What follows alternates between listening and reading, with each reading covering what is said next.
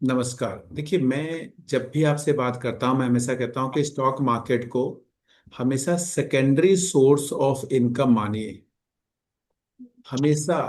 अगर आप इसके सिवा कुछ और नहीं कर रहे हैं तो आप इसको प्राइमरी मान सकते हैं। मैं खुद 20 साल से स्टॉक मार्केट करता हूं, 20 साल से। लेकिन मैंने आज तक इसको प्राइमरी सोर्स ऑफ इनकम नहीं माना।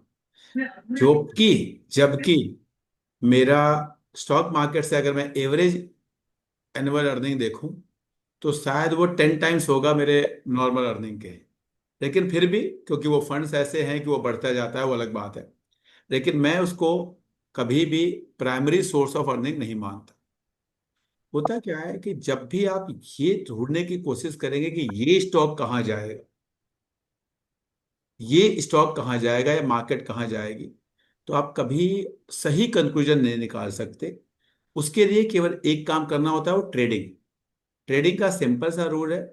100 रुपए का शेयर है। अगर 102 गया तो 105 जाएगा, और अगर 98 गया तो 95 जाएगा। मैं रिपीट कर रहा हूं। मैं रिपीट कर रहा हूं। ट्रेडिंग का रूल क्या कहता है? ट्रेडिंग किसी भी प्राइस पे ट्रेडिंग है, कहीं भी चल रहा है। आपको उसका ट्रेंड देखना होता है। ट्रेंड अगर अपवर्ड ट्रेंड है तो वो और ऊपर जाने की संभावना है, और अगर डाउनवर्ड ट्रेंड है तो और नीचे जाने की संभावना है, विद द अपवर्ड और डाउनवर्ड स्टॉप लॉस। तो होता क्या है कि आप में से मैक्सिमम लोग जो जनरली मुझे फॉलो करते हैं, जिनसे मैं मिलता हूं। आज भी मेरे पास 3 लोग आए थे। जिस जो पोर्टफोलियो एनालिसिस के लिए लोग मेरे पास आते हैं, उसमें से एक मेंटरिंग वाले भी थे। बैठे, बात किए, समझा। तो यही समझ में आता है आप लोगों से मिलके कि आप लोग का ये फुल टाइम काम नहीं है। आप में से कोई टीचिंग कर रहा है, कोई ट्यूशन कर रहा है, किसी की शॉप है, कोई योगा कर रहा है, कोई डांस कर रहा है। मतलब सबका अपना अपना काम है, कोई सर्विस में है। तो आपको इन्वेस्टिंग करना है, और मैं आपको बता रहा हूँ, इन्वेस्टिंग बहुत अच्छी चीज है। लेकिन इन्वेस्टिंग का मिनिमम भी आप ले नहीं पा रहे हैं। जब मैं आपके पोर्टफोलियो को देखता हूँ तो इन्वेस्टिंग का मिनिमम भी आप ले नहीं पा रहे। उसका कारण यह है कि आपको अभी तक ये समझ में ही नहीं आया कि मेरे लिए ट्रेडिंग नहीं है। अगर आपके लिए ट्रेडिंग है, और ट्रेडिंग बुरी नहीं है, मैं कभी नहीं कहता ट्रेडिंग बुरी है या ट्रेडिंग नहीं करना चाहिए। ट्रेडिंग मैं खुद सिखाता हूँ, लोग सीखते हैं, करते हैं। लेकिन ट्रेडिंग उसी के लिए है जिसके लिए ट्रेडिंग करियर। मतलब आपने सब कुछ छोड़ दिया है जी। सुबह अपना योगा करते हैं, 9 बजे ऑफिस में जाके बैठ जाते हैं, 8:30 बजे, और 4-5 बजे तक आप ऑफिस में रहते हैं, हिसाब किताब करते हैं, चले आते हैं। उसमें भी 22-23 डेज ट्रेडिंग करेंगे, जिसमें से 5-6 दिन आपको लॉस होगा, 10-12-15 दिन आपको प्रॉफिट होगा, कुछ दिन नो प्रॉफिट नो लॉस होगा। मिला जुला के आप एक अच्छा खासा पैसा बना लेते हैं। लेकिन मैं आपको एक चीज बता रहा हूं, trading is the outcome of your labour work. Trading is not the outcome of your investment.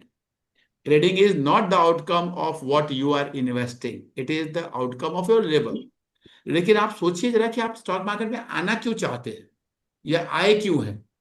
आप अगर अपने पर्पस से डेविएट हो जाएंगे। पर्पस क्या था? हम ऑफिस जाते हैं, बहुत स्ट्रेस है, बहुत काम है, और या इसलिए हम चाहते हैं कुछ सालों में हम अपना एक सोर्स ऑफ इनकम ऐसा बना लें कि कल को अगर हम ऑफिस छोड़ दें या अपने काम को छोड़ दें तो भी हमें अर्निंग होती रहे, और हम अपने लाइफ को एंजॉय करें, हम घूमने जाएं, अपने बच्चों को पढ़ाएं, सोसाइटी में मिले। मतलब ये सारा काम है। अगर फिर आप 9 से 5 ट्रेडिंग में ही बैठ गए तो अल्टीमेटली आपने अपने पर्पज को डिफीट कर दिया। और मैं आपको बता रहा हूं, आपको लगता होगा कि ट्रेडिंग में बॉस नहीं है, ट्रेडिंग में कोई ऑर्डर देने वाला नहीं है, ट्रेडिंग में कोई टारगेट नहीं है। ये सब है, बस वो इनविजिबल सा है, इनविजिबल सा है। ट्रेडिंग का जो बॉस है वो इतना खतरनाक है, आप सोच नहीं सकते। वो आपको ऑर्डर देता है बिना बताए। बिना बताए आपको ऑर्डर देता है कि आपको इन्वेस्ट करना है, नहीं करना, ऑर्डर कब काटना है, ऑर्डर कब लगाना है। सब कुछ देता है, बिना बताए आपको ऑर्डर देता है। ठीक है। उसी तरह आपका जो स्ट्रेस लेवल है ट्रेडिंग में बहुत हाई होता है, उसको मैनेज करना इट इज एक साधारण इंसान के काम नहीं है। ट्रेडिंग के स्ट्रेस को मैनेज, अगर आप अपने ऑफिस के स्ट्रेस से तंग आके ट्रेडिंग में आए हैं, ध्यान से सुनिएगा। अगर आप अपने ऑफिस के स्ट्रेस से तंग आके ट्रेडिंग में आए हैं तो आपके आपको आपको ट्रेडिंग के स्ट्रेस का अंदाजा ही नहीं है क्या होता है। इसलिए ट्रेडिंग उन्हीं के लिए है जो ट्रेडिंग करना चाहते हैं। जैसे एक बच्चा होता है, वो कहता है मुझे पायलट बनना है, मुझे इंजीनियर बनना है, मुझे डॉक्टर बनना है, मुझे टीचर बनना है, मुझे पुलिस में जाना है।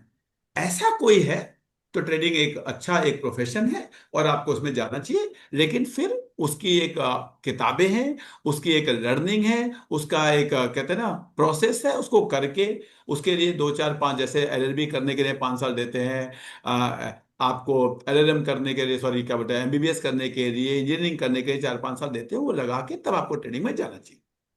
तो इसलिए अपवर्ड डाउनवर्ड मूवमेंट के चक्कर में ना पड़े। अब बात आती है इन्वेस्टिंग। इन्वेस्टिंग एक ऐसी चीज है जो आप along with your current profile कर सकते हैं।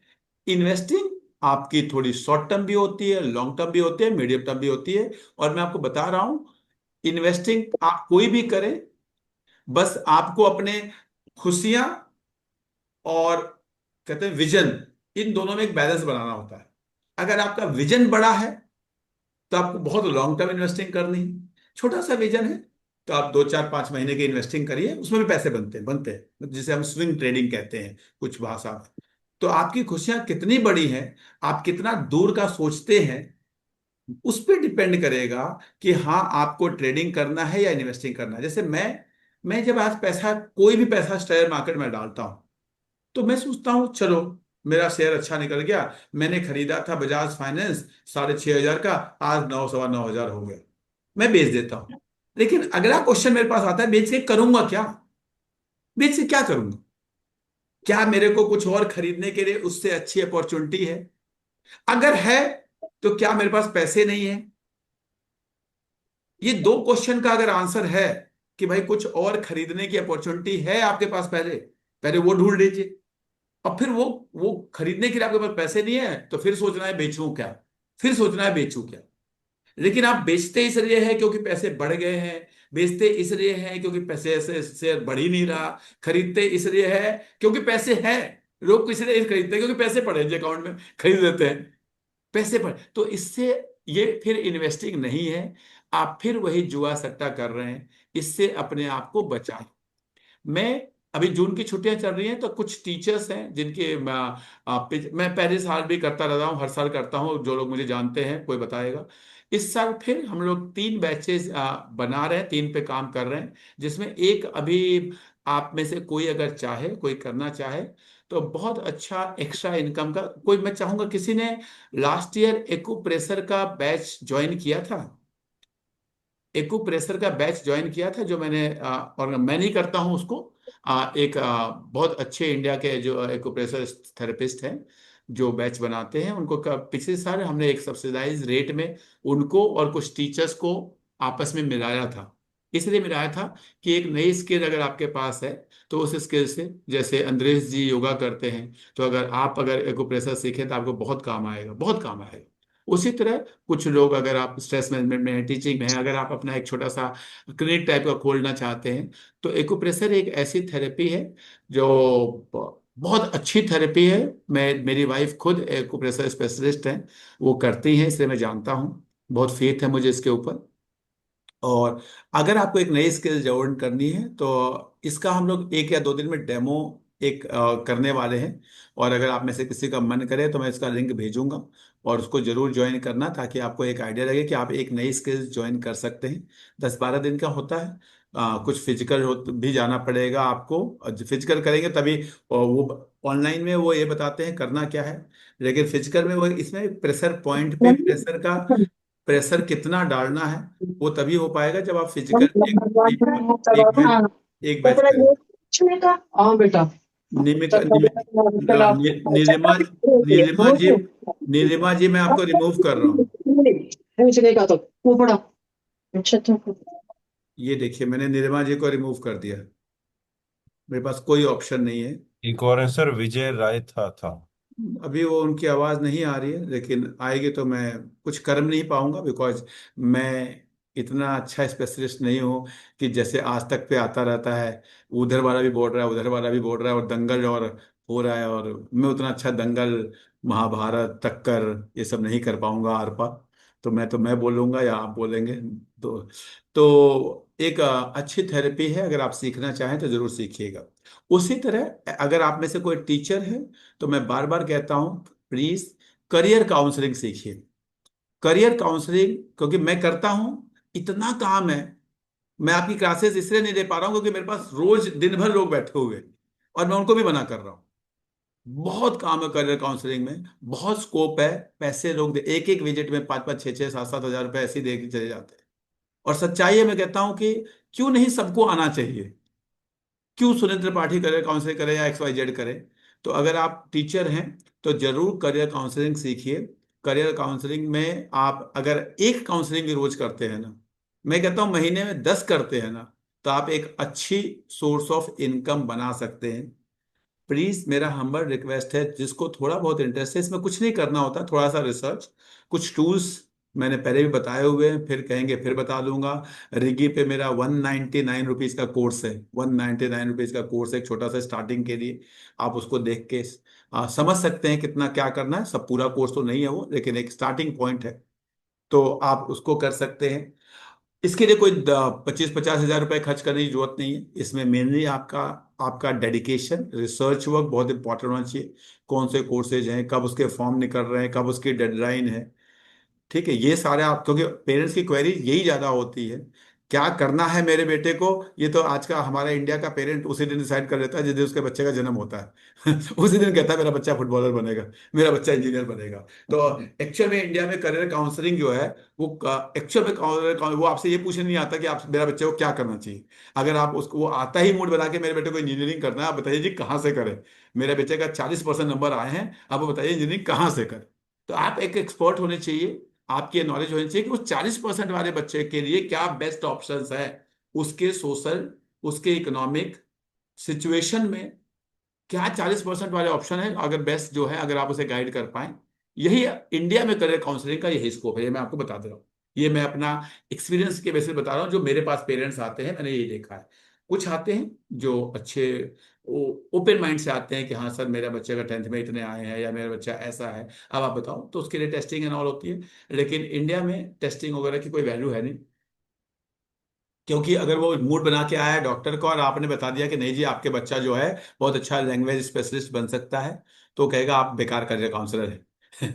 आपको, आप बेकार करियर काउंसलर हैं, आपको कुछ पता ही नहीं। मेरे बच्चे का इंटरेस्ट तो ये था, इंटरेस्ट, तो अब उसको यही नहीं पता इंटरेस्ट का मतलब क्या होता है। तो इस चीज को आपको जानना है। तो करियर काउंसलिंग जरूर सीखें। करियर काउंसलिंग में केवल और केवल आपको notifications, colleges, courses, deadlines, exams पता होने चाहिए, एग्जाम पैटर्न्स पता होने चाहिए। तो ये भी एक करियर का को ग्रो करने का आप लोगों का बहुत अच्छा है। मेरा मन है, मेरा एक ख्वाब है कि मैं ज़्यादा से ज़्यादा लोगों को गाइड कर पाऊँ करियर काउंसलिंग में, इसलिए मैं बहुत सारे सेशन लेता रहता हूँ। कल मैंने SCRT हरियाणा के लिए एक सेशन लिया था, वो वीडियो यूट्यूब पे होगी, आप देख सकते हैं। मेरे चैनल पे नहीं है, SCRT हरियाणा के चैनल पे है। बहुत अच्छा कंटेंट है उसका। आप चाहेंगे तो, आप कहेंगे लिंक बोलेंगे तो मैं लिंक आप लोग को भी भेज दूंगा, जरूर देखें। उससे एक आपको आइडिया लगेगा। तीसरा, इन्वेस्टिंग पे दिमाग लगाएं, स्विंग ट्रेडिंग पे दिमाग लगाएं, ना कि ट्रेडिंग पे। जो इंट्राडे, फ्यूचर ऑप्शन, इन सब पे दिमाग ना लगाएं। अपना दिमाग अच्छे स्टॉक्स को अच्छे रेट पे पकड़ने की कोशिश करें। मैं आपको बता रहा हूं, आज मैं एक स्टॉक की एनालिसिस आपके सामने करूंगा, इसलिए नहीं कि कोई रिकमेंडेशन है, हो सकता है मेरे पोर्टफोलियो में हो सकता है मैं कल खरीदने वाला हूं, हो सकता है कल मैं बेचने वाला हूं, कुछ नहीं पता। लेकिन मैं आपको बताऊंगा कि कैसे इंडिया का बेस्ट स्टॉक बेस्ट रेट पे अवेलेबल होता है, और उसे कोई उसकी बात ही नहीं करता। लेकिन जब वो 3 गुना, 4 गुना, 5 गुना अचानक भागने लगता है, तो सबको लगता है वाह, यही सबसे बेस्ट था, ये मुझे किसी ने बताया क्यों नहीं, क्यों नहीं। तो आपको जो स्टॉक मार्केट इन्वेस्टिंग में सीखना है कि अच्छा स्टॉक क्या है और उसका अच्छा भाव क्या है। अच्छा स्टॉक क्या है और उसका अच्छा भाव क्या है। सुमित गुप्ता जी, आप कुछ कहना चाह रहे हैं, प्लीज। सर, मैंने भी देख रहा था 2-3 दिन पहले, और एक शेयर मैंने फाइंड आउट किया जिसपे कि एक तो गैप भी बना हुआ है, okay. Plus weekly time frame पर वो अपने लोअर एंड पर है बिल्कुल, मतलब जो हम RSI लगाते हैं ना 30 और 80 का, अच्छा, 25 और 80 का, तो वो बिल्कुल नीचे हेड डाउन पर है। बताइए और अपने स्टॉक का नाम बताइए, चलिए देखते हैं पहले हाँ, उसे। एक मिनट, मैं अभी जरा वो लैपटॉप में है, मैं जरा देख के खोल के भी बताता हूँ, 2 मिनट रुकिए बस। अच्छा, आपको याद नहीं है, चलिए हाँ, तब याद तक नहीं बिल्कुल। कोई मैं बात भी नहीं, बताता हूँ। आप उसको देखिए, तब तक हम एक स्टॉक को देखते हैं। देखिए, अच्छे स्टॉक की पहचान क्या है। सबसे पहले, हमेशा वॉरेन बफेट जी, सब वॉरेन बफेट बनना चाहता है, मैं कहता हूं उनको पढ़िए। वो कहते हैं सर्कल ऑफ कंपिटेंस। जो चीज आपको समझ में आए, जो जो आप जिसको आप जानते हो। एक पेडीराइट नाम का स्टॉक है, शायद आप सब जानते होंगे। मैं फिर बता रहा हूँ, no recommendation, I am not allowed for any recommendation. मैंने केवल आपको पढ़ाना है, सिखाना है, इसलिए मैंने एक एग्जाम्पल लिया है। ये पीडी राइट की जगह गिडी राइट हो सकता है, और पीडी राइट की जगह पीडी हैवी हो सकता है, कोई और भी हो सकता है। ये केवल मेरे को एक एग्जाम्पल मैंने आपके लिए दिया। नाउ, इस स्टॉक, ये वो ब्रांड है, ये वो स्टॉक है जो फेविकॉल जैसा ब्रांड बनाता है। अगर आपको आइडिया हो तो, पीडीराइट जो है फेविकॉल जैसा ब्रांड बनाता है। इसको थोड़ा सा अगर आप पढ़ेंगे तो आपको पता चलेगा कि हाँ जी, ये क्या क्या काम करता है। ये कंस्ट्रक्शंस में है, ये आपका पेंट में काम करता है, थोड़ा सा एडेसिव तो आप जानते हैं, पिगमेंट्स, ये सारे बहुत सारे, फेविक्विक, फेविक, क्या क्या वो चीज़ें जो है वो सब बनाता है। इसके इसके ब्रांड देखिए, डॉक्टर फिक्सेट आप लोगों ने सुना होगा, फेविक्विक सुना होगा, एमसील सुना होगा, अगर आप प्लम्बिंग वगैरह का काम कभी घर पे करवाया हो तो। ये एक बहुत ही कहते हैं ना कि, शायद मैंने स्कूल में फेविकॉल, जब मैं स्कूल में नौकरी करता था, तो आर्ट रूम में फेविकॉल के सिवा कुछ और सुना ही नहीं। मतलब फेविकॉल मंगाना है, मतलब ये नहीं किसी ने कहा कि हाँ जी ग्लू मंगाना है, एकदम नाम है, मतलब Fevicol has become the substitute of that thing. किसी और ब्रांड के बारे में आदमी सोच ही नहीं सकता। आज भी शायद स्कूलों में यही है, ऑफिसेज में यही है। कारपेंटर्स के वर्ड्स आप सुनोगे तो वो भी यही कहते हैं। तो one of the best stock. ठीक है। अब सुमित जी, मैं आपका क्वेश्चन लूंगा, लेकिन पहले इसको डिस्कशन कर लेते हैं। ठीक है। Yes yes. अब देखते हैं जरा कि क्या क्या चीजें हमें किसी स्टॉक में समझना चाहिए, देखना चाहिए। मार्केट कैप देखिए, एक 1,55,000 करोड़ का है। यानी एक लार्ज कैप कंपनी है ये। इसका मतलब, लार्ज कैप होने का मतलब ये आपको सिक्योरिटी देगी।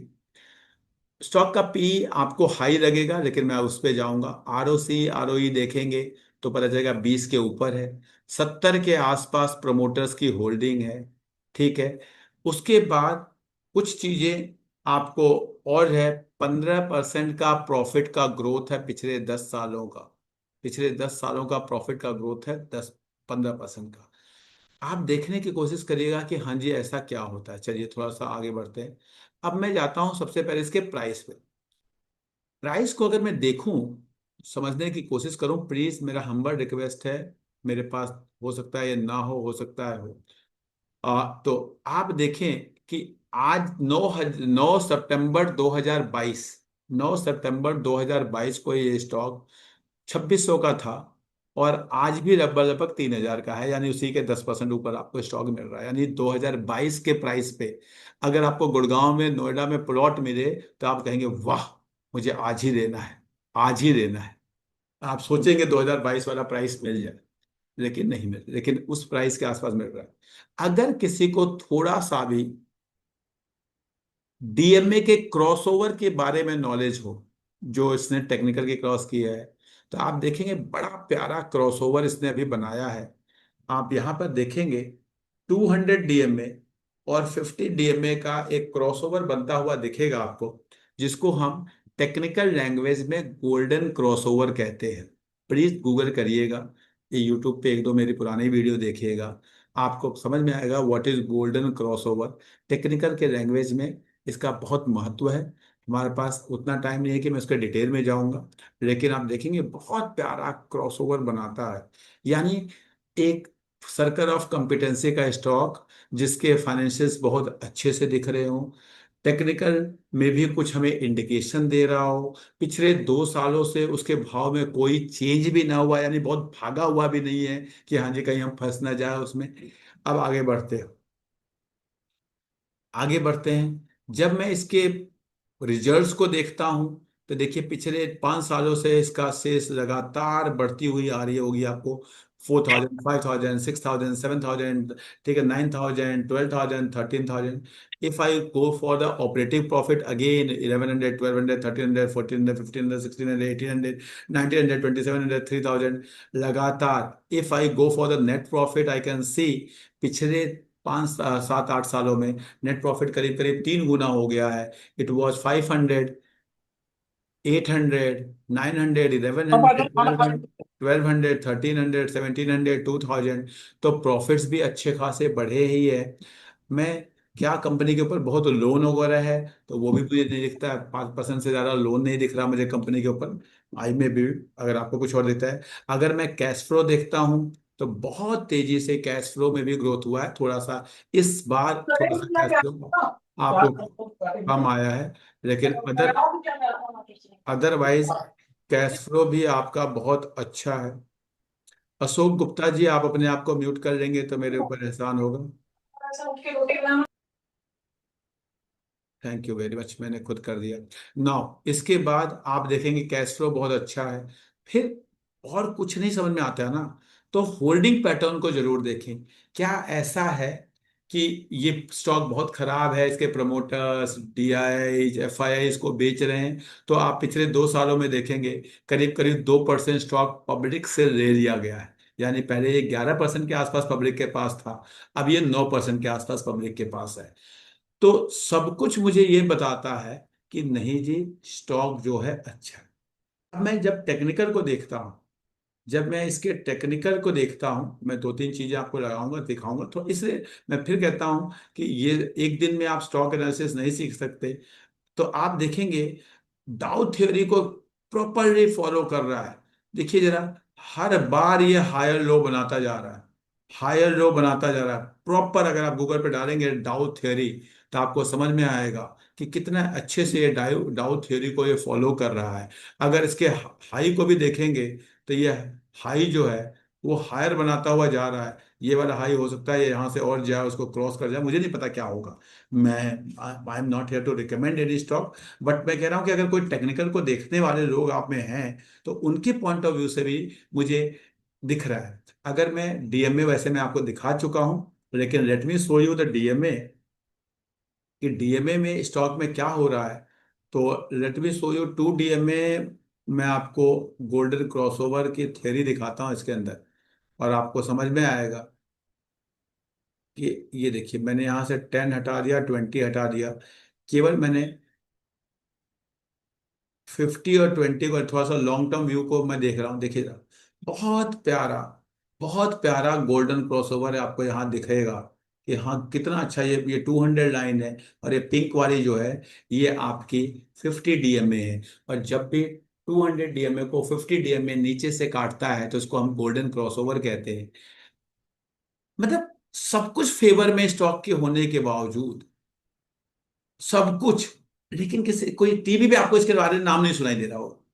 आप याद करिए, विजुअलाइज करिए कि आज के 6 महीने पहले या 1 साल पहले टीवी पे कोई ऐसा दिन था जब अदानी अदानी अदानी अदानी के शेयर के सिवा नाम ना होता हो। और आज याद करने की बैठते हैं, जब आप टीवी देखते हैं वही जी बिजनेस देखते हैं, वही सीएनबीसी आवाज देखते हैं, वही, क्या आपको अदानी के शेयर्स के नाम सुनाई देते हैं दिन में, पूरा दिन देखने के बाद भी? ऐसा ही होता है, क्योंकि हाँ दुनिया में भी यही होता है और स्टॉक मार्केट में भी होता है। जो चढ़ता हुआ सूरज होता है उसको सलाम करते हैं, और वो लोग बस भाग रहे हैं, बस कहते हैं हाँ हमने बताया हमने बताया। और ये जब भागेगा तब आपसे बात की जाएगी। मैं फिर बता रहा हूं, this stock is not to buy और sell, this stock is how to analyse the stock. ऐसे टाइप के जब स्टॉक जिसमें आपकी समझ अच्छी हो, अच्छे रेट पे हो, सही समय पे लेके बैठ जाए, यही एक अच्छे इन्वेस्टर की खासियत होती है। यही एक अच्छे इन्वेस्टर का पेशेंस होता है। 1 2 साल इसको रखें, आपको समझ में आएगा। अगर आप इस स्टॉक को देखेंगे ना, इसने इतना पैसा बनाया है अपने जीवन में, आप सोच नहीं सकते। इतना पैसा बनाया है, आपकी कल्पना के परे होगा ये स्टॉक। 2005 में स्टॉक 40 50 रुपए का हुआ करता था। आप सोचिए कि इसने कितना पैसा बनाया है। और मैं आपको बता रहा हूं कि इस तरह के स्टॉक जो होते हैं ये बस यही है कि लोगों को समझ, जब वो चलेगा तो सबको चाहिए, लेकिन जब नहीं चलता है तो किसी को नहीं चाहिए। यही हमारे स्टॉक मार्केट के खूबी है। मैं नहीं कहूँगा बुराई है, मैं कहता हूँ खूबी है, क्योंकि उसी खूबी का हम तो फायदा उठाते हैं। हम तो फायदा उठाते हैं। जिन लोगों को थोड़ा सा आइडिया है, लेट मी शो यू कि कितना प्यारा टेक्निकल कंसेप्ट इसमें बन रहा है, ऑफ कप विद हैंडल। देखिएगा जरा ध्यान से, बहुत ही प्यारा कप विद हैंडल इसके अंदर बन रहा है। और जिसको भी थोड़ा बहुत कप विद हैंडल का नॉलेज है, वो देखेगा कि ये मेरा एक कप है, ये मेरा एक हैंडल है। हो सकता है ये सेकंड हैंडल बने, और ऐसे करके कहीं निकले, मुझे नहीं पता कहाँ होगा। और इसके बाद जो कप की डेप्थ होती है, कप की जो डेप्थ होती है, वो मिनिमम जो है हमारा इसका पोटेंशियल ग्रोथ होता है आफ्टर क्रॉसिंग। लेकिन I am not telling you to buy this stock और not to buy this stock for this cup to handle. I am telling you कि किस तरह से, जब स्टॉक शांत हो, जब कोई उसके बारे में बात ही ना कर रहा हो, वो एक ऐसा टाइम होता है जब आप स्टॉक को खरीद सकते हैं। तभी आपको, अब आपको यहीं पे मैं एक और स्टॉक दिखाऊंगा, ऐसा ही कुछ होता हुआ, या ऐसा ही, ये देखिए। मतलब अगर किसी को लगता है कि हाँ जी, एआई आ गया इसलिए टीसीएस बंद हो जाएगा, टीसीएस खत्म हो जाएगा, तो उससे फिर वो स्टॉक मार्केट को नहीं समझ सकता। उसके लिए स्टॉक मार्केट नहीं है, उसके लिए स्टॉक मार्केट है ही नहीं। और किसी को लगता है कि टीसीएस जो है खराब स्टॉक है, तो भी उसके लिए स्टॉक मार्केट नहीं है।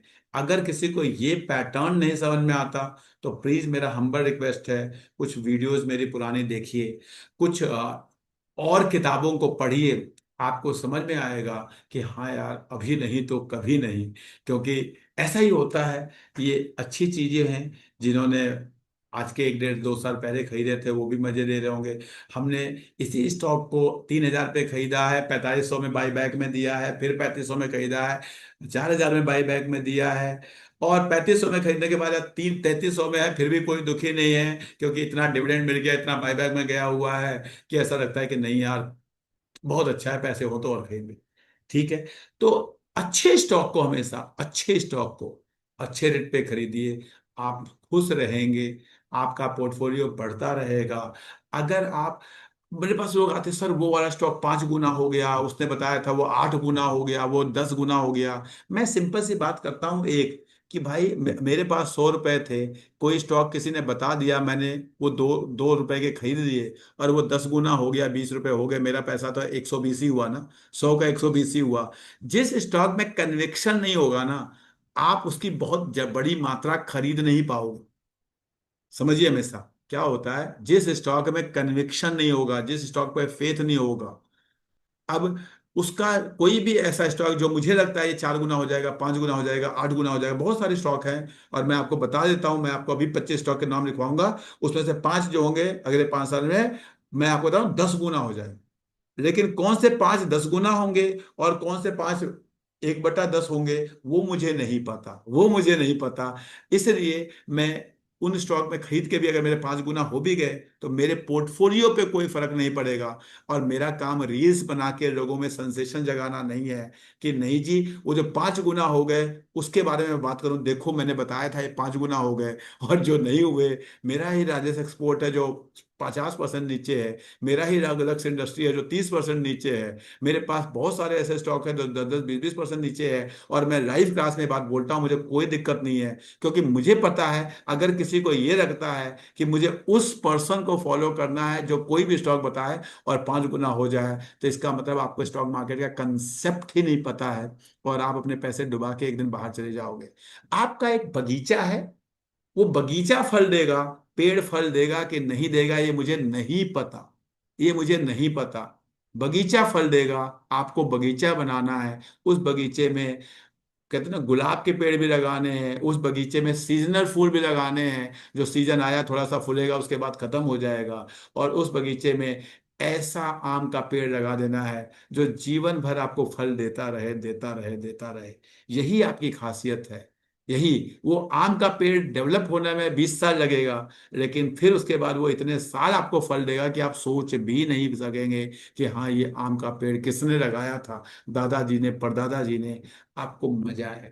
तो स्टॉक को एनालिसिस करिए, बहुत देखिए, पैटर्न को देखिए जो आपके स्क्रीन पे है ना। अगर ये पैटर्न समझ में आता है कि हाँ जी, बताया हुआ है आपको कितनी बार कि जब कभी पास्ट का रेसिस्टेंस आपका सपोर्ट बनने लगे, पास्ट का रेसिस्टेंस अगर आपका सपोर्ट बनने लगे, तो अपने आप में वो बहुत अच्छा इंडिकेटर होता है, वो बहुत अच्छा सपोर्ट होता है। लेकिन क्या चार्ट को आप इतना समय दे के देखते हैं और फिर अकॉर्डिंगली आप उसे इन्वेस्टिंग के लिए फॉलो करते हैं? अगर करते हैं तो आपको दिक्कतें नहीं आएंगी। और अगर आप मल्टी बैगर ढूंढने के चक्कर में लगे हुए हैं, तो है क्या, आप गलती कहाँ कर रहे हैं, मैं आपको बता रहा हूँ। गलती मेरे पास आज जो शायद वो जुड़े भी हो, मैडम आए हो तो बुरा मानेंगे कि देखिए हमारे ऊपर कई बार लोग आते हैं, कहते हैं हम कुछ बात आपसे बात करके जाते हैं और आप उसकी केस स्टडी बता देते हैं। मैं केस स्टडी नहीं बनाता, मैं आपका नाम भी नहीं देता, मैं केवल जो गलती आपने की है उस गलती से कोई और को नुकसान ना हो, उसी को समझाने की कोशिश करता हूँ। ये बहुत अच्छा रेंज है। इस रेंज में हो सकता है ये यहां से अभी यहां जाए, यहां जाए, अगर नीचे आने लगेगा तो वहां पे कोई डिसीजन लेना होगा, और ऊपर जाएगा तो वहां डिसीजन लेना होगा। यही आपकी इन्वेस्टिंग की जर्नी है, इसी को आपको समझना है, जानना है। और अगर ये रेंज आपको चार्ट में नहीं दिख रहा तो आपको थोड़ा सा और चार्ट देखने में समय देना है, समय देना है। गलती कहाँ कर रहे हैं, मैं आपको एक एग्जांपल से बताता हूं। सपोज मेरे को अंद्रेस भारद्वाज जी बड़े स्मार्ट से दिख रहे हैं, गोवा बीच पे बैठे हुए हैं, और लग रहा है कि हाँ अंद्रेस भारद्वाज जी, सपोज इनको शादी करना है और अपने लिए एक लड़की ढूंढना चाहते हैं। अब इन्होंने देखा ये लड़की गोरी है, ये लड़की कमाती है, ये लड़की का खानदान अच्छा है, ये लड़की पढ़ी लिखी है, ऐसे कई लड़कियों में कई खूबी देखेंगे, तो किसी लड़की से शादी नहीं कर पाएंगे। अंग्रेज, अरे यार ये गोरी वाले से कर लिया लेकिन ये कमाएगी कि नहीं कमाएगी, अच्छा ये कमाने वाले से कर लिया लेकिन ये मेरे को स्ट्रेस देगी कि नहीं देगी, तो कभी कर ही नहीं पाएंगे। आपको एक अपना एक मिनिमम क्राइटेरिया डिसाइड करना होता है। हाँ जी, लड़की इतनी पढ़ी लिखी हो, इतनी हाइट हो, इतना ये हो, जो भी आपका अपना क्राइटेरिया होता है। और जब आप उसको डिसाइड करते हैं, उस तलाश में लगते हैं जहां पे वो कुछ चीजें उससे मिलती जुलती से दिखती हैं, आप उस लड़की से शादी कर लेते हैं। यही शादी करने का तरीका है। हमने भी ऐसे ही किया और आप भी ने भी ऐसे ही किया होगा, सब ऐसे ही करते हैं। लड़कियां अपने लिए लड़के ऐसे ढूंढती हैं, लड़के अपने लिए लड़कियां ऐसे ढूंढते हैं, या माँ बाप ढूंढते हैं, तो ऐसा ही तरीका होता है। लेकिन और यही सेम क्राइटेरिया जिस तरह से आप अपने लिए लड़की ढूंढते हैं या लड़का ढूंढते हैं, अपने बच्चों के लिए लड़की लड़का ढूंढते हैं, सेम ऐसा ही क्राइटेरिया आपको स्टॉक में लगाना होता है। अगर आपके दिमाग में यह है कि इस लड़की से कर लिया तो कहीं इससे अच्छी लड़की छूट ना जाए, इस लड़की से कर लिया तो कहीं इससे अच्छी लड़की छूट ना जाए, तो आप हमेशा जीवन भर बिना शादी के रह जाएंगे। लेकिन स्टॉक मार्केट में आप ऐसा ही करते हैं, सर ये वाला खरीद लिया और इससे अच्छा क्या होगा, इससे अच्छा, इस चक्कर में कुछ बेचने लगते हैं और कुछ खरीदने लगते हैं और बेटर ऑप्शन में। और आपके दिमाग में जो चल रहा है, जो है, उसको कैसे, उसमें कितनी रिसर्च करके किस तरह से मैक्सिमाइज किया जाए अपने रिटर्न को, उस पर दिमाग नहीं लगाते हैं आप। और अच्छा, कौन सा मल्टी बैगर कल बन जाएगा, कौन सा 5 गुना भाग जाएगा, आपका दिमाग सारा उसी तरफ है। क्या करते हैं, आपको सिंपली गूगल पे जाना है, यहाँ पे जाके स्क्रीन पे जाना है, स्क्रीन पे क्रिएट स्क्रीन करना है। मैंने कई बार कहा है कि एक अच्छे स्टॉक के लिस्ट बनाओ। क्या तरीका होता है अच्छे स्टॉक के लिस्ट बनाने के लिए? सिंपल देखो, ROE, ग्रेटर देन, चलो जी मुझे 15 के ऊपर वाला चाहिए, एंड और क्या चाहिए जी, चलो जी मैं क्या करता हूं, ऐसी कंपनियां ले लेता हूं जिनका मार्केट कैप जो है, मार्केट कैपिटलाइजेशन ग्रेटर देन 1000 हो। चलो जी मैंने ये दो क्राइटेरिया लगा के पहले एक लिस्ट तो बनाऊं, रन दिस क्वेरी किया। जैसे ही मेरे पास देखा, मेरे पास कुछ 500 अच्छी 80 स्टॉक की लिस्ट आ गई। अब हुआ क्या इसमें, इस छोटे से सिलेक्शन प्रोसेस में हुआ क्या, इसमें मैंने इंडिया में जो 6500 कंपनियां ट्रेड हो रही हैं, उस 6500 से 580 पे आ गया, यानी तुरंत मैंने 6000 कंपनियां एक्सक्लूड कर दी। अब मैंने ये कह रहा है 580 कंपनियां खरीदनी है। आपका काम है कि अब अपनी रिसर्च जो है इन 580 कंपनियों से स्टार्ट करिए, इनमें से एक एक को खोलिए। चलिए मैं इसको और अच्छा करने के लिए मैं इसको मार्केट कैपिटलाइजेशन के बेसिस पे शॉर्ट कर दिया, मैंने कर दिया कि चलो जी जो सबसे बड़ी कंपनी है वो सबसे ऊपर आ गई। अब मैं इसमें से देखता हूँ, मेरा मन करता है चलो स्टेट बैंक ऑफ इंडिया को देखते हैं, मैं उसको ओपन करूंगा, देखूंगा, उसके बारे में पढ़ूंगा, जानूंगा, समझूंगा, उसका प्रॉफिट देखूंगा, उसका ट्रेंड देखूंगा, उसका रेवेन्यू देखूंगा, होल्डिंग देखूंगा। मुझे समझ में आएगा कि हाँ यार ये कंपनी तो अच्छा चल रही है, तो मैं इसको इन्वेस्ट कर लूंगा, इसको मैं इन्वेस्ट कर लूंगा। नहीं समझ में आता है तो नहीं करूंगा। लेकिन अगर मेरी सोच है कि अच्छा कौन सा है वो, अच्छा कौन सा है वो, अच्छा कौन सा है, तो वो वही लड़की है जिससे मुझे शादी करनी है, लेकिन वो कभी मिलेगी नहीं और मेरी शादी कभी होगी नहीं, तो उस चक्कर में आप पड़े रह जाएंगे। नहीं जी, एक लिस्ट मिल गई है आपको सारी.com पे, आपके कम्युनिटी से मिलती हुई, उसमें ढूंढिए और चुपचाप शादी कर लीजिए, खुश रहेंगे। मेरा आपको ये एक सजेशन है बताने का। दूसरा, मैं कई बार आपसे कहता हूं कि अगर इतना भी नहीं कर सकते तो कुछ नहीं तो निफ्टी के इंडिकेटर्स को ढूंढिए। जैसे आपको लगता है जी मुझे मोमेंटम वाले शेयर ढूंढने हैं, तो आप निफ्टी, मैंने कहा मोमेंटम, मोमेंटम ये है आपके पास मोमेंटम वाले, इसमें जाइए, देखिए कौन से शेयर ऐसे हैं जो इस समय मोमेंटम में हैं, उनको ढूंढने की कोशिश करिए, आपको मिलेगा। दिखाता हूं मैं आपको इसका लिस्ट अभी आपको, मान लीजिए कहीं पे आ, इसमें नहीं आ रहा, चलो मैं निफ्टी 200 आपको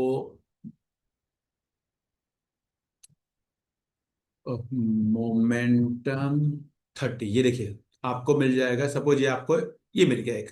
अब आपने देखा मोतीलाल ओसवाल ने एक लिस्ट बना के दिया है कि जी इंडिया के जो टॉप 200 कंपनियां हैं उसमें से कौन से मोमेंटम में है, उसको ढूंढने की मैंने कोशिश की, इसके बारे में जानने की कोशिश की।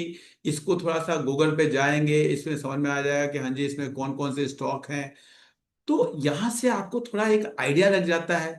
आगे चलिए, नहीं आता, निफ्टी नेक्स्ट 50 ढूंढा मैंने देखा कि भाई इंडिया में टॉप 50 कंपनियां तो सब बात करते हैं, उस 51 से लेके 100 तक कौन कौन सी हैं उसको मैंने ढूंढा। अब यहाँ पे मेरे पास कोई स्टॉक की लिस्ट आ गई, कंपनीज इन निफ्टी, मैं इनको ढूंढूंगा, मैं एक एक को, कम से कम इन 50 को, अगर आप इन्वेस्ट देखिए, अगर आप इन्वेस्टिंग करना है, मैं तो हमेशा कहता हूं कि आपको मेहनत करना है या नहीं करना, पहले ये डिसीजन लेना है। नहीं करना, चुपचाप, म्यूचुअल फंड बहुत अच्छी चीज होती है, म्यूचुअल फंड सही है, बार बार कहा जाता है म्यूचुअल फंड खरीदिए। और मैं आपको बता रहा हूं mutual fund will give you much better return if you are investing without your research और विदाउट पुटिंग योर एफर्ट, चुपचाप। अदरवाइज अब आपको दिख रहा है हाँ जी ये इतने स्टॉक आ गए जी, ये 50 स्टॉक हमने निकाल दिए जी, ये ऐसे स्टॉक हैं जो अगर कल कोई निफ्टी में आएगा तो इसी में से आएगा, ये पक्का है, क्योंकि ये नेक्स्ट 50 है। निफ्टी में क्या होता है, जो हाईएस्ट वाला है, जो हाईएस्ट, अगर वही निफ्टी से बाहर जाएगा तो 51, 53, 54 वाला निफ्टी में आएगा। इनको थोड़ा एनालिसिस करिए, इनके बारे में पढ़िए, जानिए, समझिए, आपकी एक लर्निंग बढ़ेगी। जो लर्निंग बढ़ेगी वो आपके ग्रोथ में काम आएगी। लेकिन आप इतना भी नहीं करना चाहते, चलिए जी मैं कहता हूं निफ्टी मिड कैप, कोई लोग कहता है सर मुझे कोई मिड कैप बताओ, स्मॉल कैप बताओ, नहीं रह, आप कम से कम निफ्टी मिड कैप देखिए जी, इसमें कौन कौन से स्टॉक हैं। ये मेरे पास 50 स्टॉक की एक लिस्ट आ गई, इनको जानने की कोशिश करिए। कम आप इनको पढ़ेंगे तो आपको समझ में आएगा कि हाँ जी ये मिड कैप स्टॉक है, इसमें से मैं कोई 10 स्टॉक, 15 स्टॉक, 20 स्टॉक डिसाइड करिए, ढूंढिए, जानिए, समझिए। जैसे मैंने अभी एक स्टॉक के एनालिसिस करके आपको दिखाया कि हाँ जी उसका मार्केट कैप कितना है, उसका आरओई कितना है, उसमें डेट तो नहीं है, उसमें सेल्स में ग्रोथ हो रहा है कि नहीं हो रहा, प्रॉफिट में ग्रोथ हो रहा है कि नहीं हो रहा। सपोज मैं आप एक स्टॉक एग्जांपल लेता हूँ, शायद आप लोग जानते होंगे जो लोग मुझे फॉलो करते हैं। अब देखिए इस स्टॉक को आधे याद करिए, कोई कोई है जो 2-3 साल से मुझे फॉलो कर रहा है, उसको आइडिया है कोई? हाँ सर, ये नीचे था काफी। हाँ जी, याद ये है आज आपको? 5,000 प्लस दिखा रहा है ये। आपको यस याद सर, है? 2023 2023, याद लिया था, 2025। ये HDFC AMC। याद है किस स्टॉक किस रेट पे हम इसकी बातें करते थे? ढाई तीन के 2200। आसपास का मुझे ध्यान आ रहा है। 1700 के आसपास सर। हाँ, लेके छोड़ा हुआ है। मेरे को कोई फर्क नहीं पड़ता, और जो मुझे जानता है उसको पता है मेरे पोर्टफोलियो पड़ा हुआ है। मेरे को ये समझ में आता है यार, सारी दुनिया, हर कोई एस आई पी कर रहा है। रिक्शे वाले से बात करो, वो भी एसआईपी कर रहा है। दुकानदार, वो भी एसआईपी कर रहा है। स्कूल की टीचर, वो भी एसआईपी कर रही है। आईएएस ऑफिसर, वो भी एसआईपी कर रहा है। तो क्यों ना एसआईपी करने वाली कंपनी खरीद लो ना। क्यों पंगे लेना है मुझे? कौन जो एसआईपी कंपनी कर रही है उस कंपनी को ही खरीद के रख लो। बस इतना कॉमन सेंस काफी है। इतना कॉमन सेंस काफी था इस शेयर को एक सही रेट पे उठाने का। मेरा प्लीज रिकमेंडेशन नहीं है। आज आप क्या करेंगे मुझे नहीं पता। कल मैं हो सकता है स्टॉक को बेच दूं, हो सकता है और खरीद लूं, मुझे नहीं पता। मैं आपको बता रहा हूं कॉमन सेंस कैसे काम करता है, कि इतना बहुत है। लेकिन नहीं करते लोग। अब आप देखिए, इस स्टॉक के चार्ट को देखेंगे कि हाँ जी, कैसे भागा है, क्या हुआ है, क्या आपको इसने रिटर्न दिया है कि नहीं दिया है। सब कुछ हुआ है अब ये, और आपके सामने हुआ है। बहुत नीचे था स्टॉक, देखिए कहाँ स्टॉक था 2 साल पहले, आज कहाँ पहुंच गया है। और इसके लिए कोई मुझे मल्टी बैगर ढूंढने के लिए और कोई रिस्की स्टॉक में जा, देखिए कई बार ना आप लोग को लगता है कि 2 गुना 3 गुना 4 गुना स्टॉक वाले होने वाले स्टॉक बहुत रिस्की वाले लेना जरूरी है। ऐसा नहीं है।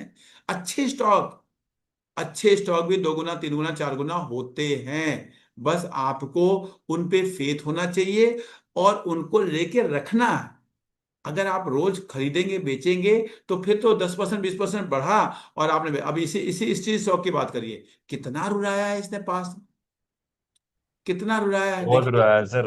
अब थोड़ा चढ़ना शुरू हुआ, बहुत रुला है। कितना, जिसको भी पता है, जो मुझे फॉलो करते हैं, वो मुझे कई बार कहते होंगे कि पता नहीं क्या है। लेकिन भाई साहब, यही तो होता है ना कि अच्छे स्टॉक आप देखिए। अच्छे स्टॉक की खासियत क्या होती है? एसबीआई का ब्रांड है, एसबीआई जैसा प्रमोटर है। आपको आरओई जो है 12% 15% का आज भी दे रहा है। आप देखिए कौन से बैंकिंग सेक्टर के स्टॉक जो हैं आपको दे रहे हैं। प्रमोटर्स की होल्डिंग जो है, जो एसबीआई जैसा प्रमोटर्स में 70% होल्ड करता है। ठीक है। ग्रोथ आपको पता है जितने भी हमारे यंगस्टर्स हैं वो बिना क्रेडिट कार्ड के जीते नहीं है। उनको क्रेडिट कार्ड पे ही उनका जीवन है। और अगर मैं होल्डिंग पैटर्न देखूं तो मुझे समझ में आता है कि हाँ जी, पब्लिक के पास जो है ये घटता ही जा रहा है, 4% बचा है। अगर ये इतना खराब होता, अगर ये स्टॉक इतना खराब होता कि गिरे जा रहा है गिरे जा रहा है, तो भाई सबसे पहले तो बड़े बड़े लोग इसको छोड़ के भागते। लेकिन छोड़ के कौन भागा है? पब्लिक भागी। पब्लिक के पास चाह, इसका मतलब क्या है? वही लोग भागे जिनके पास पेशेंस नहीं है। इतनी इंफॉर्मेशन काफी थी इस स्टॉक को सही रेट पे खरीद के आज लेना चाहिए नहीं लेना चाहिए मुझे नहीं पता, बहुत महंगा हो चुका है। लेकिन इतनी इंफॉर्मेशन काफी थी इस जैसे स्टॉक को लेके रखने के लिए। तो आप लोग को मैं हमेशा कहता हूँ प्लीज, और जो लोग फॉलो करते हैं उनको पता होगा कि हाँ जी, एक अच्छे रेट पे स्टॉक हम लोगों ने उठाया था, देखा था, समझा था, पड़ा हुआ है जी। ठीक है, देखा जाएगा, मुझे नहीं पता। कल हो सकता है कि कल को 100 रुपये फिर नीचे आ जाए, मुझे नहीं पता। आज क्रेडिट पॉलिसी आ गई जी, सीआरआर बढ़ गया जी। अब बताइए लॉन्ग टर्म, मेरे पास क्वेश्चन आते हैं क्या होगा इसका। कुछ नहीं होगा, फिर 3 महीने बाद खुद क्रेडिट पॉलिसी आएगी, हर 3 महीने बाद क्रेडिट पॉलिसी आएगी। इकोनॉमी में अगर लिक्विडिटी की जरूरत होगी तो सीआरआर घटा दिया जाएगा, अगर महंगाई बढ़ने लगेगी सीआरआर बढ़ा दिया जाएगा। आपको समझना क्या है कि आज के 10 साल बाद क्या होगा, आज के 15 साल बाद क्या होगा।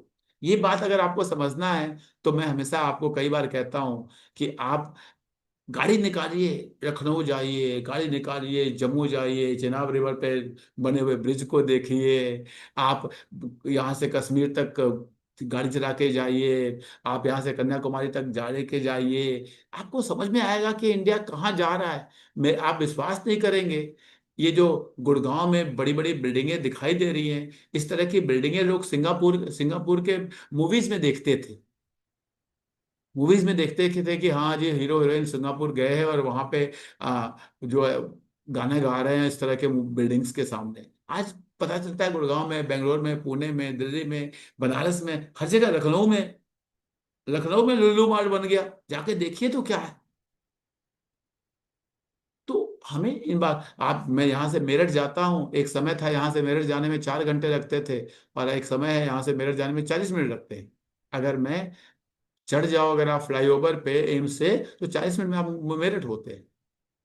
तो ये चीजें आपको बताती है कि हम किस डायरेक्शन में जा रहे हैं। लेकिन वही है कि फेथ ही नहीं है। आपको 20 साल पहले लगता है, सबको लगता है कि 20 साल पहले हमने क्यों नहीं इन्वेस्ट किया, लेकिन आज 20 साल बाद के बारे में नहीं इन्वेस्ट करते हैं।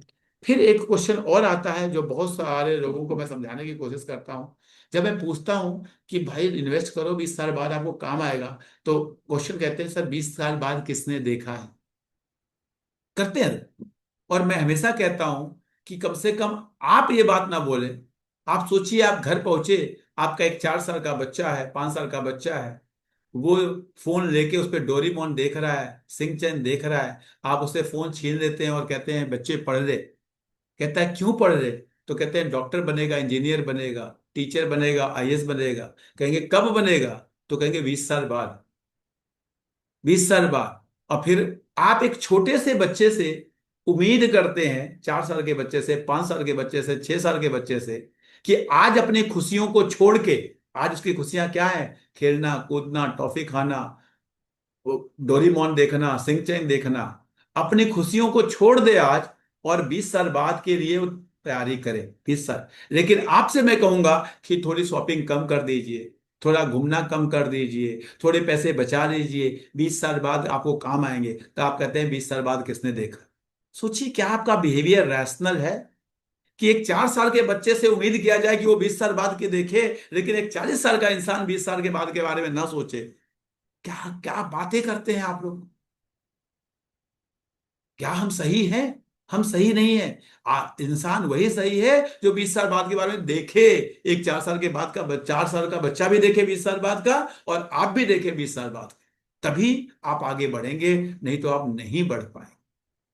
हर स्कूल में जाने वाला टीचर जो है 4 साल के बच्चे को अंगा मतलब कुछ नहीं पढ़ाता है। कुछ नहीं है फिर भी पढ़ाता है। क्यों? क्योंकि 20 साल बाद कभी काम आएगा। मैं 45 साल का हो गया, आज तक काम नहीं आया, अंगा मतलब कुछ नहीं, लेकिन मुझे नर्सरी क्लास में पढ़ा दिया गया था। 20 साल बाद के लिए, 25 साल बाद के लिए पढ़ाया गया था ना। लेकिन आपको मैं कहूंगा कि 20 साल के लिए शेयर में इन्वेस्ट करिए, म्यूचुअल फंड में इन्वेस्ट करिए, पैसे बचाइए। आप लोग कहते हैं कितने परसेंट रिटर्न मिला? मैं आपको बता रहा हूं, जो इन्वेस्ट करते हैं ना, उनको 25% का रिटर्न अपने आप मिल जाता है। जिसके अंदर केवल इन्वेस्टिंग हैबिट है, उसको 25% का रिटर्न अपने आप मिलता है। और जो इन्वेस्ट कर रहे हैं पिछले 4-5 सालों से मेरे से जुड़ के, वो बता देंगे अगर मैं गलत हूं तो। कैसे मिलता है? 10-12% मार्केट दे देता है, और 10-12% आपकी फजूल खर्ची बच जाती है। आपका सारा पैसा शेयर में चला जाता है, सारा पैसा म्यूचुअल फंड में चला जाता है। तो मतलब जो इन्वेस्टिंग, केवल इन्वेस्टिंग एक हैबिट अगर आपकी बन जाए ना, तो 25% का रिटर्न सीएजीआर आपको मिल जाता है। आपको समझ में नहीं आती ये बात, और मैंने अपने साथ ऐसा होते हुए देखा है। मैंने अपने वाइफ के साथ देखा है, अपनी बहन के साथ देखा है, अपनी माँ को देखा है। केवल कि हाँ जी, ये इसमें एसआईपी करते रहो, करते रहो, करते रहो।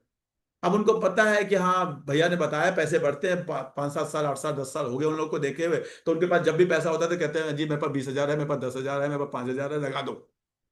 अगर मैंने ये ना बताया होता, उनके अंदर वो हैबिट ना डाली होती, तो 10,000 है चलो नया फोन लेते हैं, 20,000 है चलो नई स्कूटी को ये कर लेते हैं, वो कर लेते हैं, कुछ ना कुछ कर देते। तो अगर आपकी इन्वेस्टिंग हैबिट है ना, तो आपका सीएजीआर अपने आप निकलता है। मैं आपको बता रहा हूँ, सीएजीआर केवल वो नहीं होता जो आपका स्टॉक मार्केट से रिटर्न मिल रही है। सीएजीआर वो भी है जो आपकी फिजूल खर्ची बच रही है।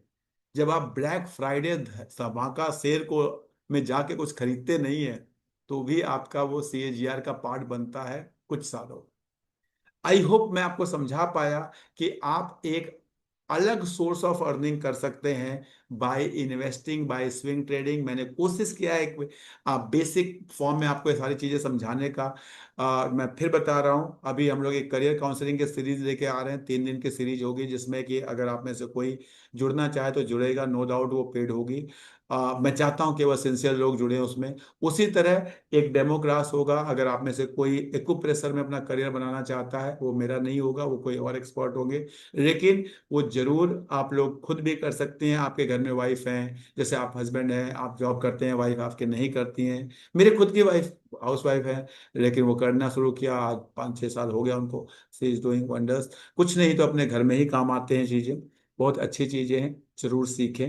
एक स्किल अपने अंडर ऐड करें, और आज के 5 साल, 10 साल, 15 साल बाद की सोचें, बाद की सोचें। आप खुश रहेंगे। नाउ अब मैं आप लोग के क्वेश्चंस लूंगा related to stocks. related to stock market, not specific stock, related to investing, related to your means confusions, उस पर मैं जाऊंगा। यस सुमित जी, आप उस समय स्टॉक को ढूंढ रहे थे, बताइए। ये सर तेजस नेटवर्क सर। तेजस नेटवर्क, चलिए चलते हैं इसके ऊपर। ये सर के कोई बात नहीं, पोर्टफोलियो में, केड़िया जी के पोर्टफोलियो में भी है ये सर ये। कोई बात नहीं, केडिया जी क्या कर रहे हैं मुझे नहीं पता। समस्या क्या है ना, केडिया जी जो करते हैं उतना, केडिया जी के स्टॉक का एवरेज होल्डिंग पीरियड 13 साल है। मैं रिपीट कर रहा हूं, केडिया जी के स्टॉक का एवरेज होल्डिंग पीरियड 13 साल है। आप 13 दिन में घबरा जाते हैं, समस्या ये है। समस्या ये है, स्टॉक हो सकता है बहुत अच्छा है, अब 13 साल एवरेज है, यानी कोई ना कोई 20 साल भी का होगा, कोई ना कोई 25 साल भी होगा, तभी एवरेज 13 साल आएगा। देखिए जरा, स्टॉक का आरओसी आरओई बहुत अच्छा है, पी बहुत महंगा नहीं है। मार्केट कैप स्टॉक का 12,000 का है, बहुत अच्छा, मतलब बहुत ज्यादा बड़ा नहीं है, यानी ग्रोथ के चांसेस अच्छे हैं। अगर आप इसका प्रॉफिट ग्रोथ देखेंगे 10 सालों का, तो 38% के आसपास है, सब कुछ मुझे बहुत अच्छा दिख रहा है। ठीक है, अगर मैं सही हूं तो क्या ये टाटा ग्रुप की कंपनी है क्या? जी सर, जी सर। हाँ, जहां तक मुझे याद आ रहा है, क्योंकि मेरे पास है नहीं, लेकिन टाटा ग्रुप की कंपनी है, टाटा सन्स प्राइवेट टाटा की लिमिटेड, ठीक है, सब्सिडरी है। कि एक ये सब कंपनी है। यानी आपका ग्रुप भी बहुत अच्छा है। यहाँ तक जो मैंने आपको बातें बताई, एक दिन में हम एक 10 मिनट में स्टॉक का पूरा एनालिसिस नहीं कर सकते, लेकिन इसे कहते हैं हम 5 मिनट एनालिसिस या 2 मिनट एनालिसिस, कुछ लोग कहते हैं 1 मिनट एनालिसिस, जो भी आप कहें, थोड़ा सा एक, क्या स्टॉक अपने एवरेज कैलकुलेशन के कहाँ जा घूम रहा है, क्या प्राइसिंग बहुत सस्ती है, महंगी है, नहीं, प्राइसिंग भी अभी फिलहाल मुझे बहुत महंगी नहीं दिख रही है। अगर मैं देखूं तो बहुत, लेकिन बहुत सस्ती भी नहीं दिख रही है। जो एवरेज इसका प्राइस टू बुक वैल्यू है 3, और उसी के आसपास है, तो बहुत सस्ती भी नहीं है, बहुत महंगी भी नहीं है। आगे चलते हैं। आ, पी ठीक ठाक है इसका। मुझे थोड़ा सा इसके सेल्स और प्रॉफिट के ग्रोथ को देखना, प्रॉफिट इसका।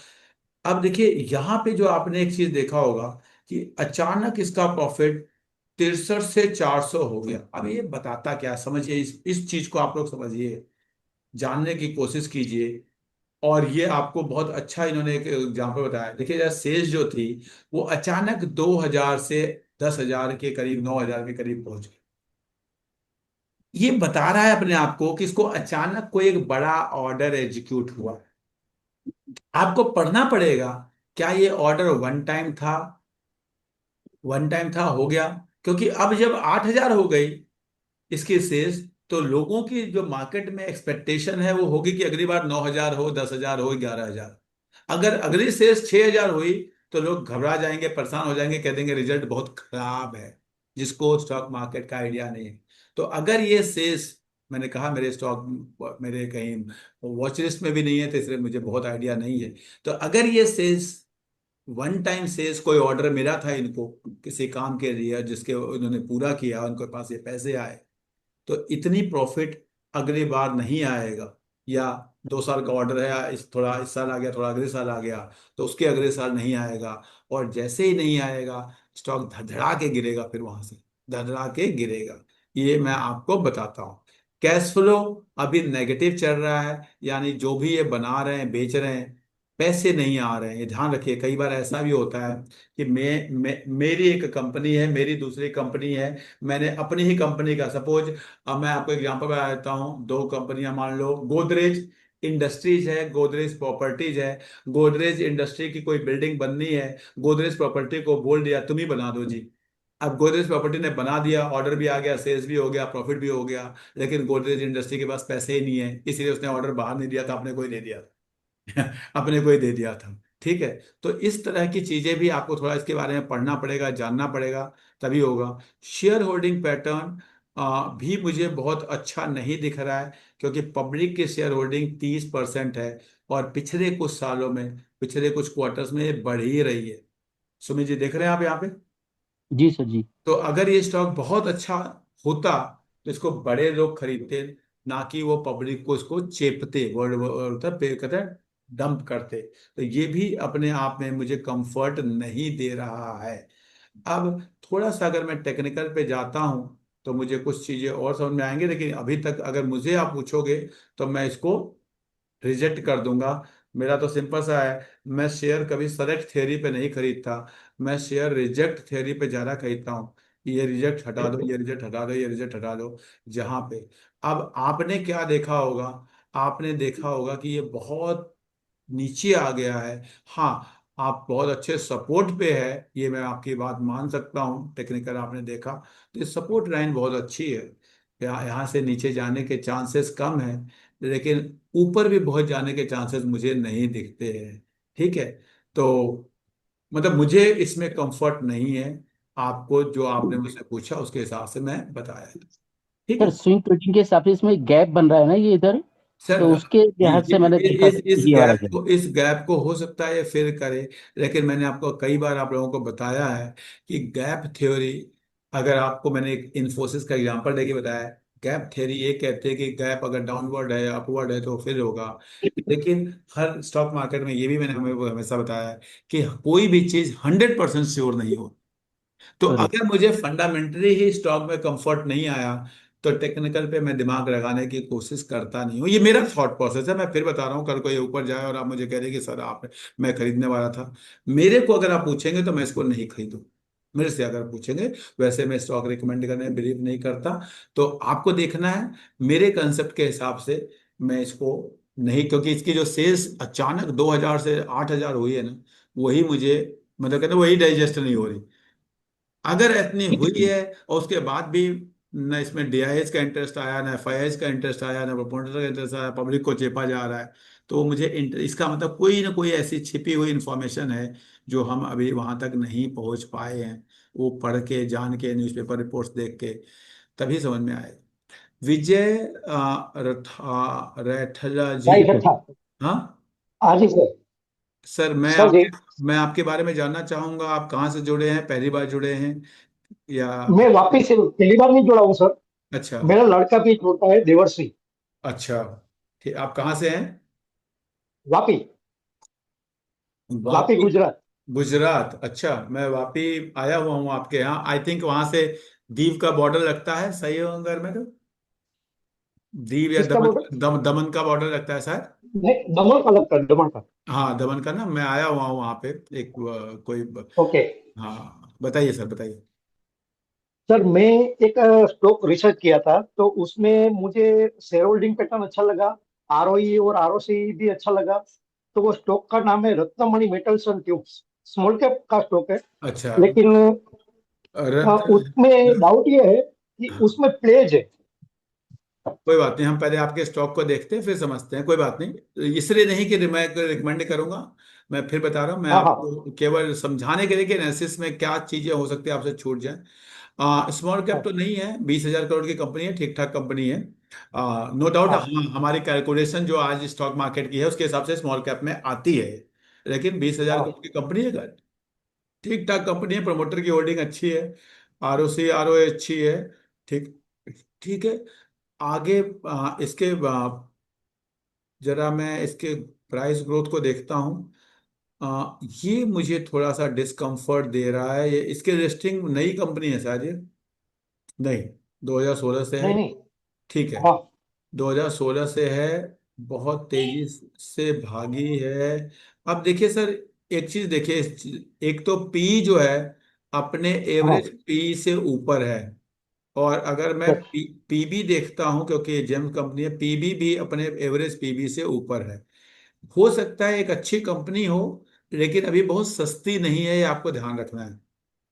हाँ ये देख रहे हैं आप, इसका जो एवरेज पीबी है हाँ 3.9, और ये इस समय 6 के आसपास पहुंच चुकी है, यानी हाँ। ये बहुत सस्ती नहीं है।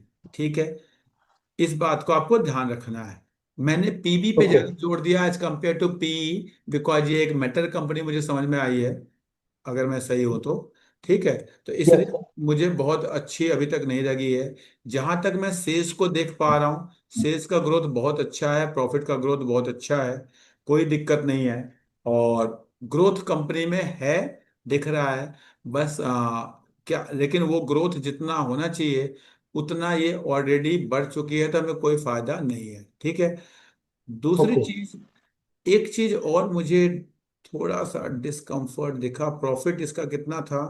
ठीक है, प्रॉफिट 500-600 करोड़ है, और वो 500-600 करोड़ हमारा कैश में कन्वर्ट हो रहा है। यानी बुक्स में बहुत ज्यादा छोड़ का भी मतलब नहीं है, ध्यान रखिए इस बात को।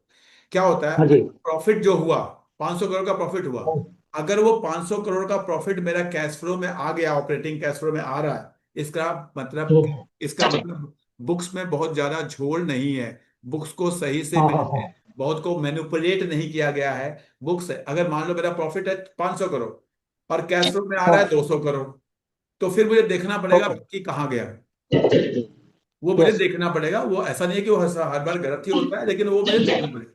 लेकिन अगर मेरा 500 करोड़ का प्रॉफिट और 500 करोड़ का कैश फ्लो मैच कर रहा है लगभग लगभग, तो ये भी मुझे अपने आप में एक अच्छा इंडिकेटर दे रहा है कि यहाँ तक चीजें, अभी तक जो कंपनी आपने मुझे बताई है, इसमें कोई भी ऐसा एक नहीं मिला है जो मुझे कहेगा कि ये खराब है। अब मैं जाता हूँ इसको, इसके थोड़ा सा एक बार मैं टेक्निकल को देखूंगा। आपने कहा रत्ना, ठीक है। तो अगर मैं टेक्निकल को देखता हूं, तो मुझे ये क्या बता रही है, थोड़ा सा मैं इसके लॉन्ग टर्म चार्ट को लगाऊंगा, और मुझे, मैंने भी 5 इयर्स का ही लगाया था सर। हाँ, क्योंकि थोड़ा सा, क्योंकि मैं पहली बार जब देखता हूं तो जनरली वीकली चार्ट पे ज़्यादा समझ में आता है मुझे। और ऐसा नहीं कि मैं सही हूँ मैं गलत हूँ। अब सर, स्टॉक में मतलब टेक्निकली भी मुझे कहीं बहुत ज़्यादा ऐसा नहीं दिख रहा कि हाँ ये मुझे बहुत अच्छा कुछ वो देगा। एक इंडिकेटर में लगा देता हूँ, RSI का, थोड़ा सा स्ट्रेंथ कैसी है इसके अंदर वो भी देख लेता हूँ। एवरेज ही है सर, कुछ भी मतलब एंट्री के लिए अगर आप मुझसे पूछेंगे, आ, आज के टाइम पे, अभी मैं फिर बता रहा हूँ, मैं डिटेल में नहीं गया हूँ जितना आपने बताया। क्या ये खराब स्टॉक है? ऐसा नहीं लगा मुझे। लेकिन क्या ये सही वैल्यूएशन पे है? ऐसा भी नहीं है। क्या ये सही एंट्री का टाइम है? ऐसा भी नहीं है। तो आप इसको वॉच लिस्ट में डाल सकते हैं, देखते रहें, समझते बिल्कुल। रहें, और कभी अच्छे प्राइस पे मिलेगा और इसके बारे में पढ़ें जानें, तब देखेंगे। बहुत जल्दी में डिसीजन लेने लायक है ऐसा कुछ भी नहीं। ठीक है। नहीं। Thank you sir. Thank you sir, I hope मैं आपको कन्विंस कर पाया, क्योंकि मैं आपको आज पहली बार देखा है, तो बिल्कुल बिल्कुल सर। थैंक नहीं यू। नहीं सर, मैं जुड़ता हूँ। अच्छा, मैं रेगुलर जुड़ता हूँ सर। अच्छा, अच्छा, अच्छा, तो थैंक यू। तो मैंने आपका अपविट हैंडल ये सभी अभी राउंडिंग बॉटम अच्छा, तो आपको आपको ये समझ सभी मैंने समझ में किया आ है। रहा है। अब देखिए, अगर आपने बिल्कुल सर। राउंडिंग बॉटम को जानते हैं तो मैं उसको बताया नहीं था, लेकिन मैं आपको बता रहा हूँ। यहाँ पे देखिए डबल टॉप बन रहा है, देख रहे हैं डबल टॉप। यस। अब डबल टॉप और डबल बॉटम एक टेक्निकल चीज होती है। अगर डबल बॉटम बने तो वो हमें इंडिकेशन देता है ऊपर जाने का, और डबल टॉप बने तो वो इंडिकेशन देता है नीचे जाने का। ठीक नीचे है। जाने का। तो ये बहुत तगड़ा रेसिस्टेंस बनेगा। ये जो 3853 है, ये अपने आप में बहुत तगड़ा हाँ रेसिस्टेंस बनेगा। तो यानी बहुत ऊपर जाने का भी स्कोप नहीं है। अब मैं, हाँ। मैंने मैंने ऑलरेडी टारगेट सर इतना ही रखा है। अच्छा, हाँ, तो मैक्सिमम। यहाँ तक का टारगेट आप चाहें तो, क्योंकि ये इसके ऊपर, तो मुझे लगता है कि अगर मुझे 20-25% का ही टारगेट लेना हो, तो फिर मैं हाँ 20-25% का टारगेट तो मुझे बड़ी कंपनियों में मिल जाएगा। हाँ समझिए, जी। बिल्कुल सर। छोटी कंपनियां हमेशा ध्यान रखिए, जब मुझे तब लेनी होती है जब मुझे लगता है कि हाँ इनमें मुझे कई गुना पैसा करना है। मैं, क्योंकि अगर मैं रिस्क ज्यादा ले रहा हूं तो मुझे रिटर्न हाँ भी ज्यादा चाहिए। अब यहाँ पे आपकी कैलकुलेशन के हिसाब से 20% का टारगेट है, तो 20% का टारगेट तो आपको इन्फोसिस में मिल जाएगा, TCS में मिल जाएगा, रिलायंस जैसे शेयर में मिल जाएगा, आपको HUL डाबर नीचे है वहां मिल जाएंगे। तो फिर मैं रिस्क क्यों लूं? आप समझिए, जब मुझे रिटर्न 20% ही लेना है, तो मैं इतना बड़ा रिस्क क्यों लूं? समझ रहे बात? रिस्क रिस्क सही। तभी लीजिए जब लगे कि हाँ यार यहाँ लगा रहा हूँ, चलो ठीक है, 3-4-5 गुना होने के भी चांस है, और नीचे तो वहां पे रिस्क बढ़ा लिया जाता है। ठीक है। रिस्क हमेशा रिटर्न के अकॉर्डिंगली होना चाहिए। ऐसा ना हो कि रिस्क बहुत है लेकिन रिटर्न तो वो है ही नहीं कुछ होता है। हाँ जी, सही अरूप है। जी, अरूप जी, आप अपने बारे में जरूर हाँ बताएंगे, आप कहाँ से जुड़े हैं, और पहली बार हाँ। जुड़े हैं या क्या है आप क्या, नहीं मैं तो नहीं मैं तो आपका हर सेशन अटेंड करता हूँ सर। कहाँ से हैं आप? हाँ मैं वेस्ट बंगाल से हूँ। ओके, रानाघाट। आपको चीजें समझ में आती हैं? हाँ हाँ। मैं आपको 1 साल से आपका वीडियो सारा देखता हूँ सर। और आपको लग रहा है कि आप इससे कुछ पॉजिटिव सीख रहे हैं, आपके बेनिफिट हो रहा है? हाँ हाँ हाँ हाँ एकदम एकदम। और मैं इन्वेस्टिंग की तरफ जा रहा हूँ और ट्रेडिंग की तरफ नहीं जा रहा हूँ। Very good. मेरा एक मतलब मेरा वॉच लिस्ट में 25 से 30 का एक लिस्ट मैं बना लिया हूँ। वेरी उसके अंदर ही मैं देखता हूँ किस में लेना चाहिए नहीं लेना चाहिए, वो रिसर्च करता हूँ, उसके अंदर ही सब कुछ करता हूँ। Very good. आप ये जान लीजिए, इन्वेस्टिंग का जो पहला स्टेप है वो वॉच लिस्ट है। अपना वॉच हाँ लिस्ट जितना है, हाँ उसी को फॉलो करते रहिए, देखते रहिए, उसी में से कोई ना कोई मिलेगा। अगर कोई हाँ। मेंटरिंग वाला जुड़ा हुआ है तो बताएगा मुझे लास्ट क्या आपके पास मैसेज आया था किस स्टॉक के बारे में? कोई मेंटरिंग वाला जुड़ा हुआ है? I don't know. बीकेडी का आया था सर। हाँ जी। बीकेडी। बस वेरी गुड। चलिए, मेंटरिंग वाले वैसे ज्यादा लोग जुड़ते नहीं है, वो आराम से स्टॉक लेते हैं मैसेज के हिसाब से और मजे लेते हैं। ठीक। अब देखिए जरा, ये स्टॉक है। मैं अब इसलिए नहीं कि आपको किसी को बाई करना है नहीं करना है, आपको मैं बता रहा हूं इस स्टॉक को अगर थोड़ा सा भी कोई जानता हो, इस कंपनी को जानता हो, बालकृष्ण को, तो आप जानेंगे कि ये इंडिया की टॉप कंपनी, मतलब ये वर्ल्ड में अपने आप में एक कहते हैं लीडर है। अब जो कि 18-20 का आपको आरओई दे रही है, सेल्स ग्रोथ देखिए 10 के ऊपर है, 15 के आसपास का मीडियम ग्रोथ है 10 साल का अगर आप देखेंगे। और जब मुझे एक सही वैल्यूएशन पे इस तरह की कंपनियां दिखती हैं, देखिए आप देखिए अभी जो सर ने पूछा था और इसमें क्या डिफरेंस है, वो अपने मीडियन पीई के ऊपर था, मीडियन पीवी के ऊपर था। ये स्टॉक जो है नीचे है, ये स्टॉक जो है नीचे है। अब ये वॉच लिस्ट में पड़ा हुआ था, वॉच लिस्ट में पड़ा हुआ था मेरे पास कई दिनों से, मैं देख रहा हूं, मैंने पहले भी बाई करके रखे हुए थे इसको, फिर बेचा था, जो लोग जानते हैं। लेकिन अचानक से 5-7% एक दिन गिरा, रिजल्ट अच्छा नहीं आया, थोड़ा सा गिरा, हमने उठा लिया इसको। मैं ये नहीं कह रहा कि आप भी उठा दो, मैं आपको सब तरीका बता रहा हूं कि इस तरह से अगर आपके वॉच लिस्ट में स्टॉक होगा तो अब मैं आपको ये दिखाता हूं। अचानक से ये स्टॉक, अचानक से ये यहां गिरा था, यहां इस दिन की मैं बात कर रहा हूं। देखिए सर, अगर जसवीर जी बताइए जरा, मैसेज किस दिन आया था आपको, डेट बताइए मुझे, सबके सामने लाइव होना चाहिए बात, उनको समझ में आए। मैसेज की डेट बताइए। सर ये वीकली चार्ट है ये। हाँ जी। वीकली चार्ट है सर ये। दोबारा बोलिए। वीकली चार्ट है सर।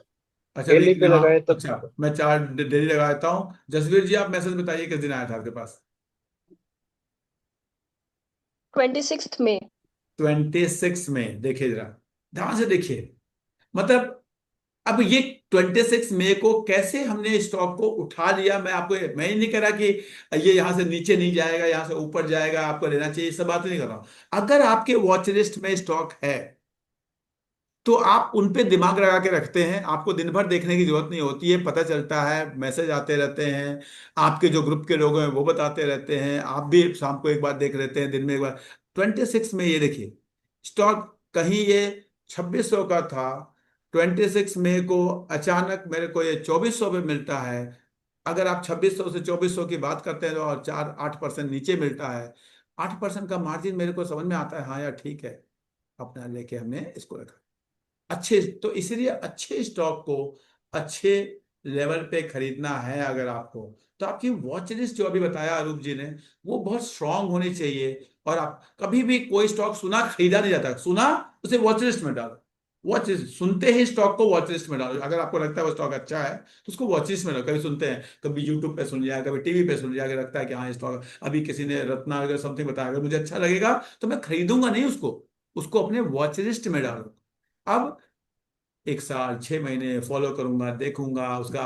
अभी एक रिटर्न उन्होंने बताया, तेजस नेटवर्क कोई बताया, अब उसका रिटर्न अचानक से देखा 8 गुना हो गया उसका प्रॉफिट।